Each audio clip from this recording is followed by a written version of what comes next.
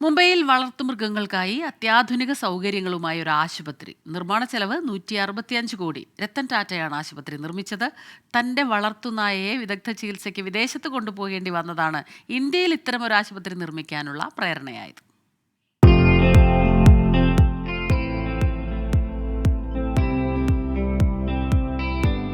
ലോകോത്തര നിലവാരത്തിലാണ് ആശുപത്രിയുടെ നിർമ്മാണം. ഒപ്പം വിദഗ്ധ മൃഗ ഡോക്ടേഴ്സിന്റെ സേവനം.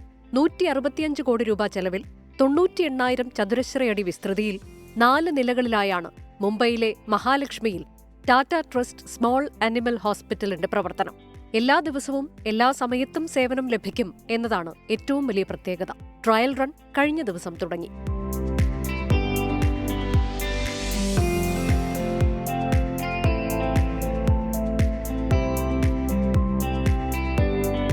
MRI scanner, CT scanner, digital X ray, sonography, echocardiography തുടങ്ങി വളർത്തുമൃഗങ്ങൾക്ക് എല്ലാ പരിശോധനകളും ഒരിടത്ത് തന്നെ ചെയ്യാം. വളർത്തുമൃഗങ്ങൾക്കായി പ്രത്യേക കാത്തിരിപ്പ് സ്ഥലം, 7 കൺസൾട്ടേഷൻ മുറികൾ, എമർജൻസി റൂം, 7 ഓപ്പറേഷൻ തിയേറ്ററുകൾ, പൂച്ചകൾക്കും നായകൾക്കുമായി വ്യത്യസ്ത ICU, പോസ്റ്റ് സർജറി റൂമുകൾ, ഫാർമസി തുടങ്ങിയ എല്ലാ സംവിധാനങ്ങളും ആശുപത്രിയിലുണ്ട്. മൃഗസ്നേഹികളെ മാത്രമേ ആശുപത്രി ജീവനക്കാരായി പരിഗണിക്കൂ എന്നതാണ് മറ്റൊരു സവിശേഷത. Research Desk 24.